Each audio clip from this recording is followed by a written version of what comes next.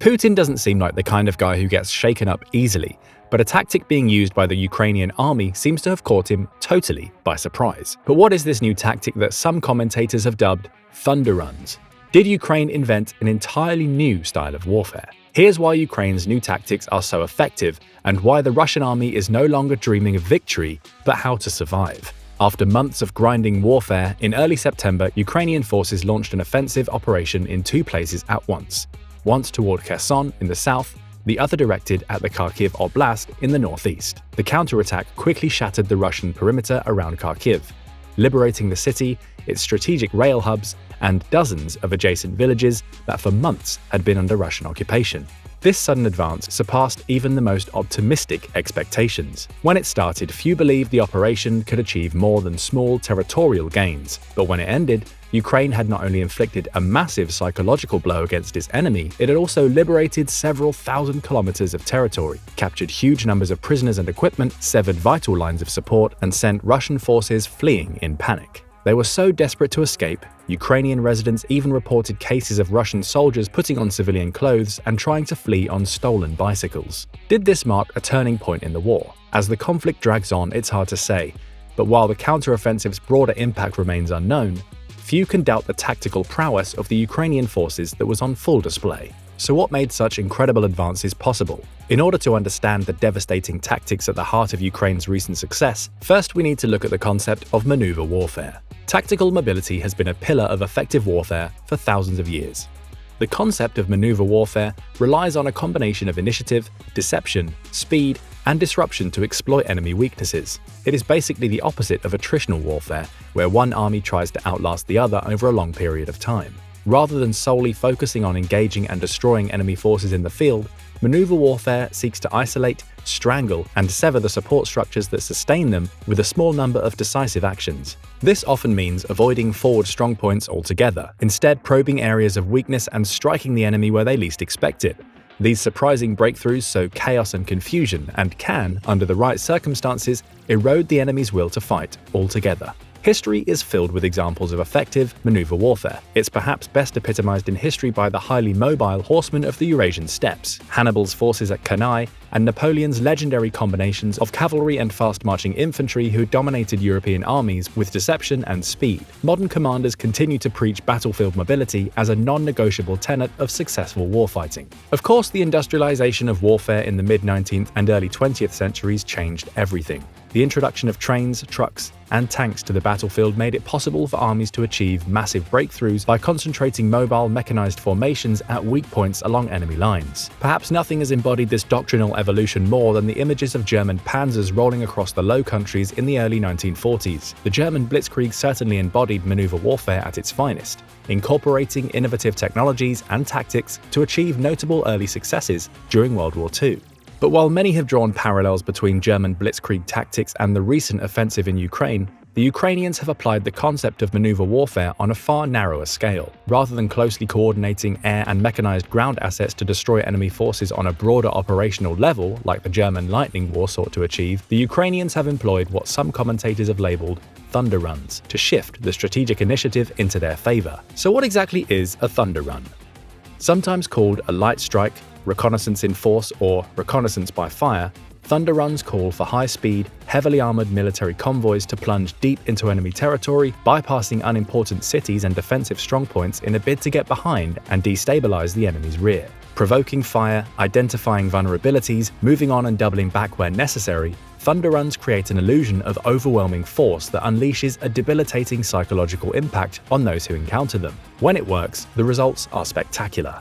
As lightweight armored vehicles, like civilian 4x4s, pickup trucks, and Western-donated Humvees in the case of Ukraine, sporadically engage the enemy, they direct onrushing infantry and armor behind them to areas that they can do the most damage. Using this tactic, Ukraine's Thunder Run quickly overwhelmed demoralized Russian defenders in the Kharkiv Oblast, isolating them from their parent units in such a way as to render entire Russian formations disorganized and combat ineffective. A Thunder Run's success hinges on a series of contingent overlapping factors. First, the weather must be good, at least good enough for off-road vehicles to travel quickly.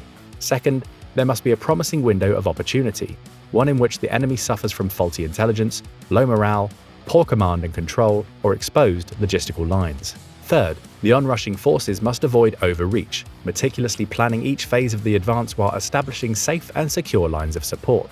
And fourth, they must achieve surprise, fulfilling Sun Tzu's 5th century injunction to bait your enemy into predictable patterns of response, occupying their minds while you wait for the extraordinary moment, that which they cannot anticipate. The recent Ukrainian offensive checked all the boxes. It occurred at the tail end of a long, hot summer. It was preceded by a convincing deception campaign that drew many of Russia's most experienced units south, leaving the 1,000-kilometer Kharkiv front exposed and vulnerable for months. High-mobility artillery rocket systems, or HIMARS, eviscerated Russian ammo and supply depots, command posts, and other targets deep behind enemy lines, causing Russian morale to plunge. On top of that, Ukrainian logistics were sound, their intelligence was accurate, and their armor and infantry were well-drilled and prepared to operate in harmony. It was the perfect storm, one the Ukrainians exploited magnificently. The sheer speed of Ukraine's advance generated new opportunities, including the liberation of strategic transport hubs at Kupiansk and Izium, and the shifting of the strategic initiative into Ukrainian hands for the first time, capping what is undeniably the most significant Ukrainian victory since the Battle of Kiev back in April, and arguably the worst Russian defeat since the bloody days of World War II.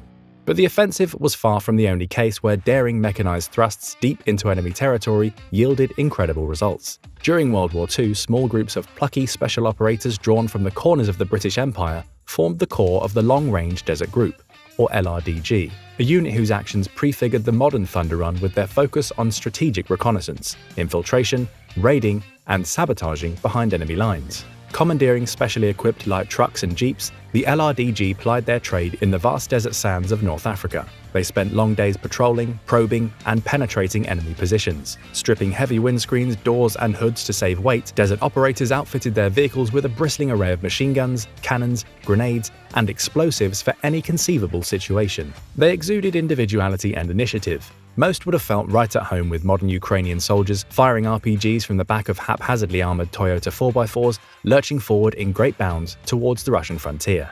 There are many other historical parallels from World War II, none more apt than Patton's armored breakthroughs in France and Germany that were only limited by their inability to keep vehicles fueled, a powerful reminder of the importance of logistics, munition, fuel, and food to sustain such rapid advances. Fast-forwarding a few decades, it was the Vietnam War where the term Thunder Run actually originated. There, American mechanized units devised an ingenious way to bypass pesky minefields.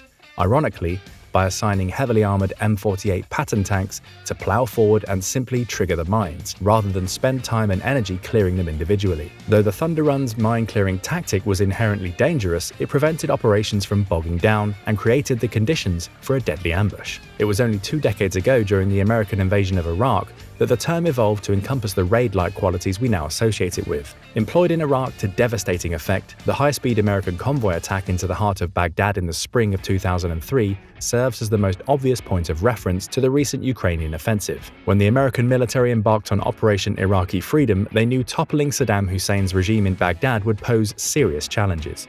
Operating in a highly urbanized environment, military planners sought to apply the lessons of Operation Desert Storm, hoping the speed, surprise, shock, and awe might paralyze Iraqi defenders and prevent widespread damage to local infrastructure, thus eliminating the possibility for operations to devolve into a costly street-by-street affair in a city of 5 million inhabitants. This choice was, in part, conditioned by recent developments. Just a decade earlier, an ill-fated attempt to rescue the survivors of 2 Black Hawk crashes in the crowded streets of urban Mogadishu resulted in the tragic losses of dozens of American servicemen, and an intense public backlash increased the military's awareness of such urban operations. 2 years later, during the First Chechen War in 1995, Russian armored forces launched an all-out assault on Grozny. The Chechens aggressively resisted, and the outcome was disastrous for the Russians. One Russian motorized brigade lost 3/4 of its main battle tanks and 85% of its armored vehicles. It was a botched Thunder Run if one ever existed, one that seemed to confirm lessons learned the hard way by the Black Hawk crew in Somalia. American military planners hoped to avoid a similar outcome in Iraq, equipping a column of M1A1 Abrams tanks and fast-moving M2 Bradley infantry fighting vehicles. Elements of the US 3rd Infantry Division charged headlong into Baghdad, blasting their way through improvised enemy defenses on the way to Saddam's palace. The maneuver created the conditions for a legendary tactical victory, and the subsequent fall of Baghdad owed much to the boldness of subsequent Thunder Runs. But tactical genius doesn't always translate into overall strategic success.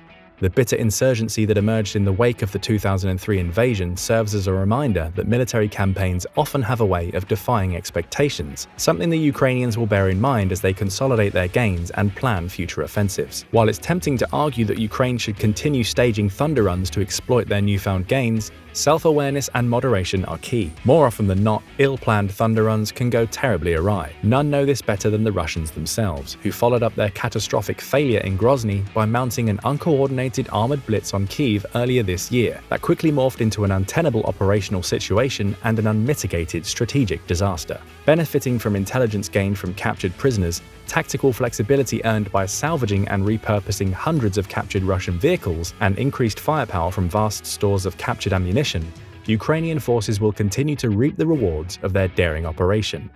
Whether it indeed was the turning point many have longed for, we'll just have to wait and see.